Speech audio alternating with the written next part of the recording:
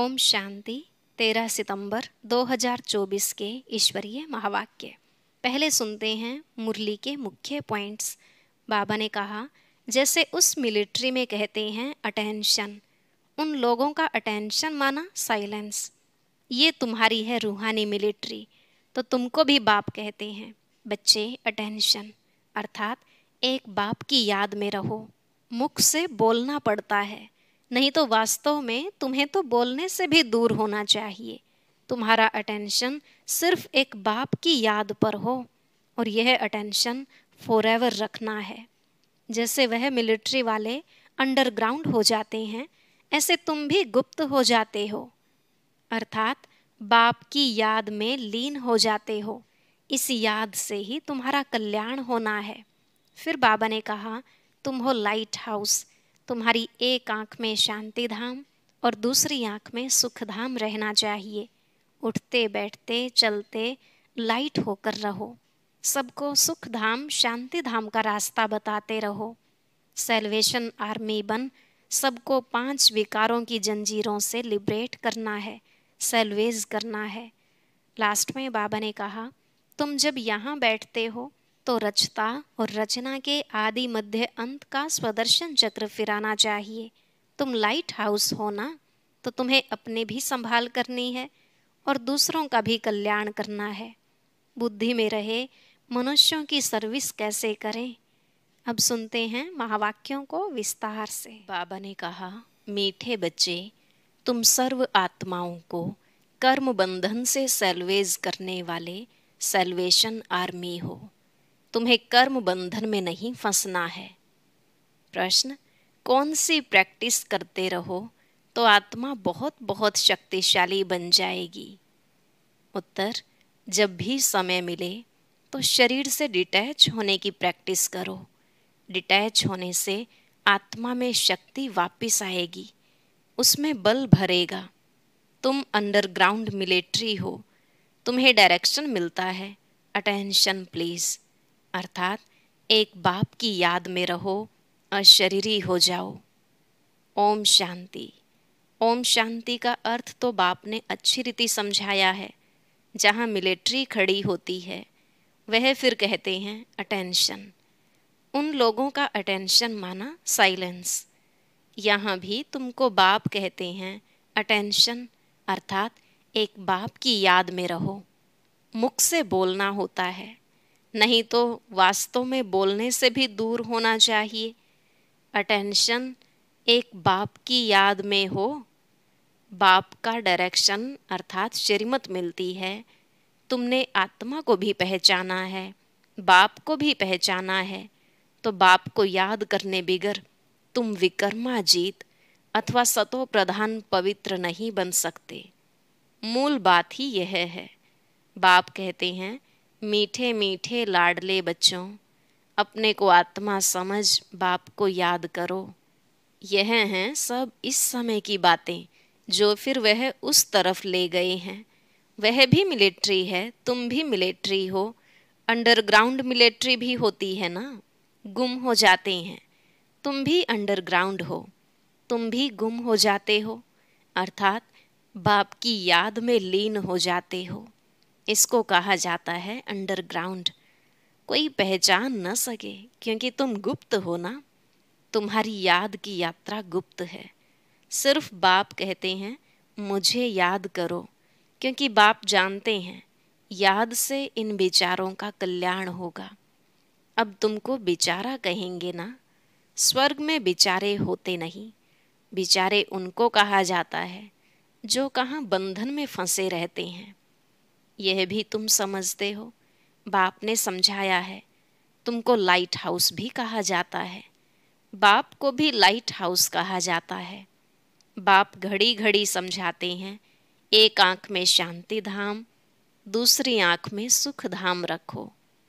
तुम जैसे light house हो, उठते बैठते चलते तुम लाइट होकर रहो।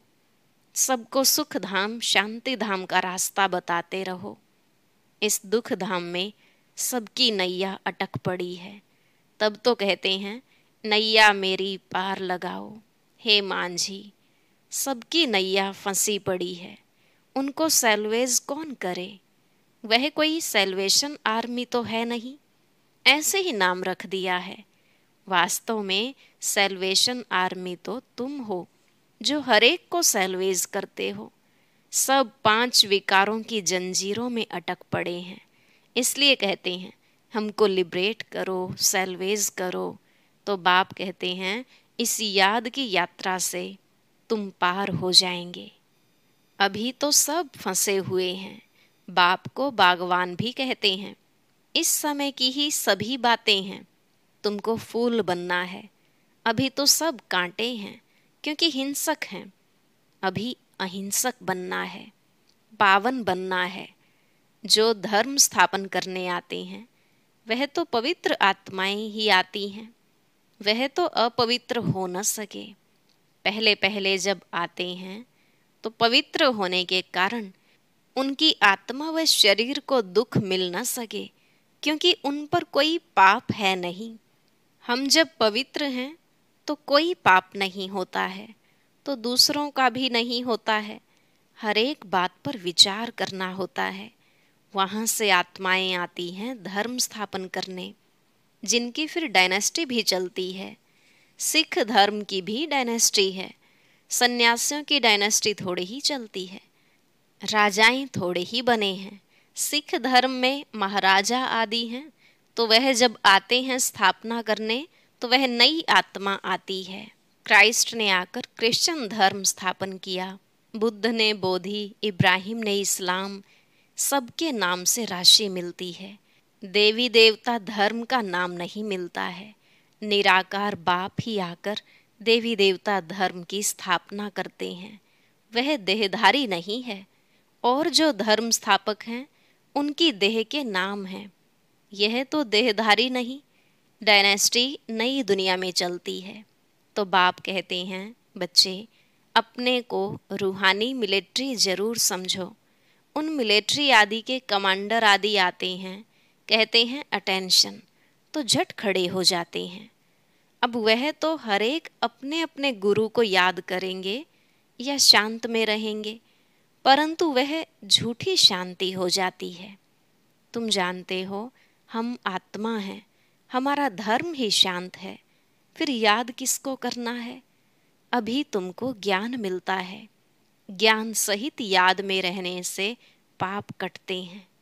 यह ज्ञान और कोई को नहीं है। मनुष्य यह थोड़े ही समझते हैं हम आत्मा शांत स्वरूप हैं, हमको शरीर से डिटैच हो बैठना है। यहाँ तुमको वह बल मिलता है जिससे तुम अपने को आत्मा समझ बाप की याद में बैठ सकते हो। बाप समझाते हैं कैसे अपने को आत्मा समझ डिटैच होकर बैठो। तुम जानते हो हम आत्माओं को अब वापिस जाना है। हम वहाँ के रहने वाले हैं। इतने दिन घर भूल गए थे, और कोई थोड़े ही समझते हैं हमको घर जाना है। पतित आत्मा तो वापस जा न सके। न कोई ऐसा समझाने वाला है कि किसको याद करो। बाप समझाते हैं याद एक को ही करना है, और कोई को याद करने से क्या फायदा। समझो, भक्ति मार्ग में शिव शिव कहते रहते हैं, मालूम तो किसको है नहीं कि इससे क्या होगा। शिव को याद करने से पाप कटेंगे, यह किसको भी पता नहीं है। आवाज सुनाई देगा, सो तो जरूर आवाज होगा ही। इन सब बातों से कोई फायदा नहीं। बाबा तो इन सब गुरुओं से अनुभवी है ना।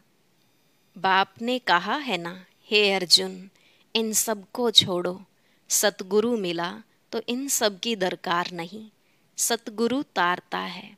बाप कहते हैं मैं तुम्हें आसुरी संसार से पार ले जाता हूँ। विषय सागर से पार जाना है। यह सब बातें समझाने की हैं। मांझी तो वैसे नाव चलाने वाला होता है, परंतु समझाने लिए यह नाम पड़ गए हैं। उनको कहा जाता है प्राणेश्वर बाबा, अर्थात प्राणों का दान देने वाले बाबा। वह अमर बना देते हैं। प्राण आत्मा को कहा जाता है। आत्मा निकल जाती है तो कहते हैं प्राण निकल गए। फिर शरीर को रखने भी नहीं देते हैं। आत्मा है तो शरीर भी तंदुरुस्त है। आत्मा बिगड़ तो शरीर में ही बांस हो जाती है, फिर उनको रख करके क्या करेंगे? जानवर भी ऐसा नहीं करेंगे। सिर्फ एक बंदर है, उनका बच्चा मर जाता है तो बांस होती है तो भी उस मुर्दे को छोड़ेंगे नहीं, लटकाए रहेंगे। वह तो जानवर है, तुम तो मनुष्य हो ना। शरीर छोड़ा तो कहेंगे जल्दी उनको बाहर निकालो। मनुष्य कहेंगे स्वर्ग पधारा। जब मुर्दे को उठाते हैं तो पहले पैर शमशान तरफ करते हैं, फिर जब वहां अंदर घुसते हैं, पूजा आदि कर समझते हैं अभी यह स्वर्ग जा रहा है, तो उसे फिराकर मुंह शमशान तरफ कर देते हैं। तुमने श्री कृष्ण को भी एक्यूरेट दिखाया है, नर्क को लात मार रहा है। श्री कृष्ण का यह शरीर तो नहीं है, उनका नाम रूप तो बदलता है। कितनी बातें बाप समझाकर फिर कहते हैं मन मना भव। यहाँ आकर जब बैठते हो तो अटेंशन, बुद्धि बाप में लगी रहे। तुम्हारा यह अटेंशन फॉरएवर है। जब तक जीना है बाप को याद करना है। याद से ही जन्म जन्मांतर के पाप कटते हैं। याद ही नहीं करेंगे तो पाप भी नहीं कटेंगे। बाप को याद करना है। याद में आंखें कभी बंद नहीं करनी है। सन्यासी लोग आंखें बंद कर बैठते हैं। कोई कोई तो स्त्री का मुंह नहीं देखते हैं, पट्टी बांध कर बैठते हैं। तुम जब यहाँ बैठते हो तो रचता और रचना के आदि मध्य अंत का स्वदर्शन चक्र फिराना चाहिए। तुम लाइट हाउस हो ना। यह है दुख धाम। एक आंख में दुख धाम, दूसरी आंख में सुख धाम। उठते बैठते अपने को लाइट हाउस समझो। बाबा भिन्न भिन्न नमूने से बताते हैं, तुम अपनी भी संभाल करते हो। लाइट हाउस बनने से अपना कल्याण करते हो। बाप को याद जरूर करना है। जब कोई रास्ते में मिले तो उनको बताना है। पहचान वाले भी बहुत मिलते हैं, वह तो एक दो को राम राम करते हैं। उनको बोलो आपको पता है यह दुख धाम है, वह शांति धाम और सुख धाम है। आप शांति धाम सुख धाम में चलना चाहते हो। यह 3 चित्र किसको समझाना तो बहुत सहज है। आपको इशारा देते हैं। लाइट हाउस भी इशारा देता है। वह नैया है जो रावण की जेल में लटक पड़ी है। मनुष्य मनुष्य को सैल्वेज कर नहीं सकते। वह तो सब हैं आर्टिफिशियल हद की बातें। यह है बेहद की बात। सोशल सोसाइटी की सेवा भी वह नहीं है। वास्तव में सच्ची सेवा यह है, सभी का बेड़ा पार करना है। तुम्हारी बुद्धि में है मनुष्यों की क्या सर्विस करें। पहले तो कहना है तुम गुरु करते हो मुक्ति धाम में जाने के लिए, बाप से मिलने के लिए, परंतु कोई मिलता नहीं। मिलने का रास्ता बाप ही बतलाते हैं। वह समझते हैं यह शास्त्र आदि पढ़ने से भगवान मिलता है, दिलासे पर रहने से फिर आखिरिन कोई न कोई रूप में मिलेगा। कब मिलेगा? यह बाप ने तुमको सब कुछ समझाया है, तुमने चित्र में दिखाया है। एक बाप को याद करना है। जो भी धर्म स्थापक हैं वह भी ऐसे इशारा देते हैं, क्योंकि तुमने शिक्षा दी है तो वह भी ऐसे इशारे देते हैं। साहिब को जपो, वह बाप है सतगुरु। बाकी तो अनेक प्रकार की शिक्षाएं देने वाले हैं, उनको कहा जाता है गुरु। अशरीरी बनने की शिक्षा कोई जानते नहीं। तुम कहेंगे शिव बाबा को याद करो। वो लोग शिव के मंदिर में जाते हैं तो हमेशा शिव को बाबा कहने की आदत पड़ी हुई है, और किसको बाबा नहीं कहते हैं। परंतु वह निराकार तो नहीं है, शरीरधारी है। शिव तो है निराकार, सच्चा बाबा। वह तो सबका बाबा हुआ। सब आत्माएं अशरीरी हैं। तुम बच्चे यहाँ जब बैठते हो तो इस धुन में बैठो। तुम जानते हो कि हम कैसे फंसे हुए थे, अब बाबा ने आकर रास्ता बताया है। बाकी सब फंसे हुए हैं, छूटते नहीं। सजाएं खाकर फिर सब छूट जाएंगे। तुम बच्चों को समझाते रहते हैं मोचरा खाकर थोड़ी ही मानी लेनी है। मोचरा बहुत खाते हैं तो पद भ्रष्ट हो जाता है। मानी कब मिलती है? थोड़ा मोचरा तो मानी अच्छी मिलेगी। यह है कांटों का जंगल, सब एक दो को कांटा लगाते रहते हैं। स्वर्ग को कहा जाता है गार्डन ऑफ अल्लाह।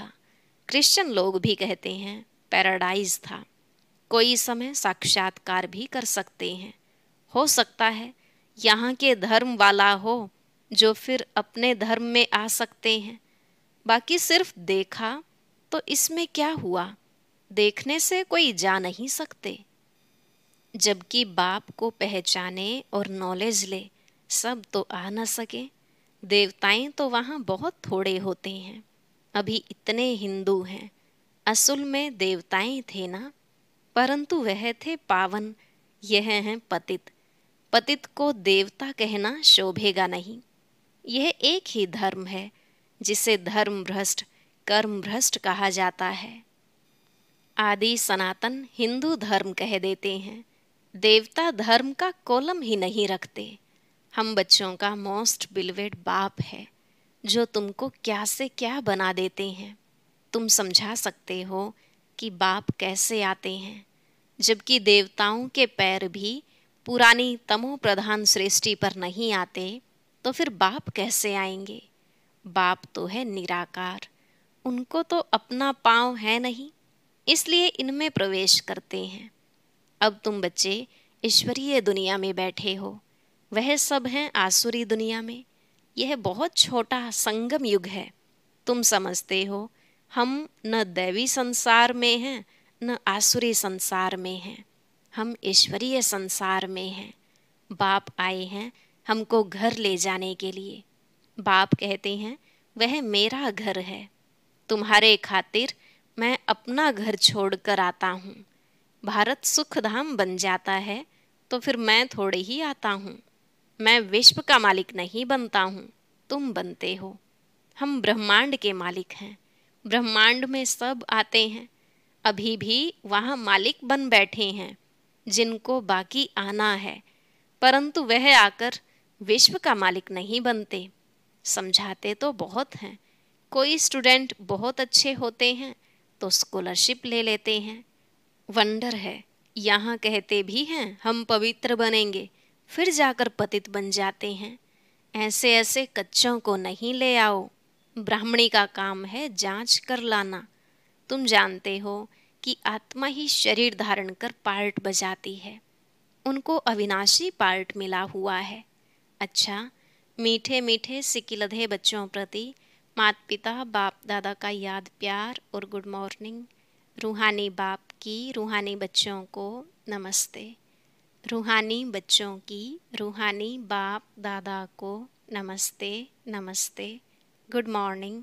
शुक्रिया बाबा, शुक्रिया। धारणा के लिए मुख्य सार। पहला पॉइंट, लाइट हाउस बन सबको शांति धाम सुख धाम का रास्ता बताना है। सबकी नैया को दुख धाम से निकालने की सेवा करनी है, अपना भी कल्याण करना है। दूसरा पॉइंट, अपने शांत स्वरूप स्थिति में स्थित हो शरीर से डिटैच होने का अभ्यास करना है। याद में आंखें खोलकर बैठना है। बुद्धि से रचता और रचना का सिमरण करना है। आज का वरदान, अपने संकल्पों को शुद्ध ज्ञान स्वरूप और शक्ति स्वरूप बनाने वाले संपूर्ण पवित्र भव। अपने संकल्पों को शुद्ध ज्ञान स्वरूप और शक्ति स्वरूप बनाने वाले संपूर्ण पवित्र भव। बाबा ने कहा, बाप समान बनने के लिए पवित्रता का फाउंडेशन पक्का करो। फाउंडेशन में ब्रह्मचर्य व्रत धारण करना ये तो कॉमन बात है, सिर्फ इसमें खुश नहीं हो जाओ। दृष्टि वृत्ति की पवित्रता को और भी अंडरलाइन करो। साथ साथ अपने संकल्पों को शुद्ध ज्ञान स्वरूप शक्ति स्वरूप बनाओ। संकल्प में अभी बहुत कमजोरी है, इस कमजोरी को भी समाप्त करो, तब कहेंगे संपूर्ण पवित्र आत्मा। स्लोगन, दृष्टि में सबके प्रति रहम और शुभ भावना हो तो अभिमान व अपमान का अंश भी नहीं आ सकता। दृष्टि में सबके प्रति रहम और शुभ भावना हो तो अभिमान व अपमान का अंश भी नहीं आ सकता। अच्छा। ओम शांति। ब्राह्मण परिवार में कुछ बहुत कमजोर आत्माएं हैं। उनकी पहचान के लिए बाबा ने कुछ लक्षण सुनाए हैं। वो जानने के लिए सुनते हैं आज का अव्यक्त ज्ञान मोती।